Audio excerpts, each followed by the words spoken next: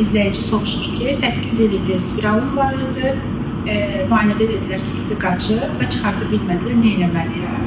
Ümumiyyətlə spiralın ipi qaça bilir. Ona görə biz niyə deyirik?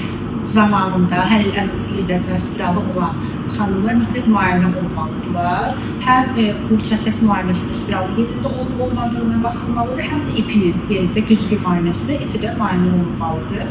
Spiralın ipi qaçanda nə olar? Birincisi, qoruyuculuğu zəifləyə bilər, uşaqlığın əzələ qatına və s.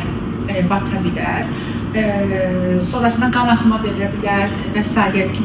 ağrı verə bilər. Bəzən də xəstədə heç bir şikayətə səbəb olmaya bilər. Artıq xəstə spiralı dəyişmək istəyəndə, deyək ki, bir neçə ildən sonra müayinəyə gedir və deyirlər ki, spiralın ipi yoxdur. Əslində spiralın ipi qaçmış olsa belə, biz onu ultrasəs müayinəsində əgər yerində olduğunu görürüksə, alətlərlə, məsələn, forcepslə ultrasəs nəzarətini çıxara bilirik. Amma bəzən dediyimiz kimi, əgər ki, spiralın ucu gedib artıq əzəliyə batırsa və yaxud da bəzən hətta uşaqlıqdan çıxa da bilir, qarın boşluğundan da düşə bilir. Belə hallarda isə ultrasəsi görünmür və yaxud da ki, sadəcə əzəliyə batdığı görünür. Belə hallarda ya histeroskopiya deyilən əməliyyatla, yəni kamera vasitəsilə görərək çıxardırıq və yaxud da əgər heç ümumiyyətlə spiralı görə bilmiriksə, o zaman ya rentgen, ya kateter müayinəsi spiralın əvvəlcə yeri təsbit olunur, çanaq boşluğunda və qarın boşluğunda hansı nahiyədədirsə, hətta laparoskopiya ilə belə bəzən gərəkli olur ki, qarına laparoskopik əməliyyatla spiral bu şəkildə çıxarır. Ona görə də mütləq şəkildə adi bir spiralı hansı ki, ucundan tutub çəkə bilərik rahatca və yerisini dəyişə bilərik. Mütləq ildə bir dəfə müayinə elətdirir və belə sorunlarla qarşılaşmır.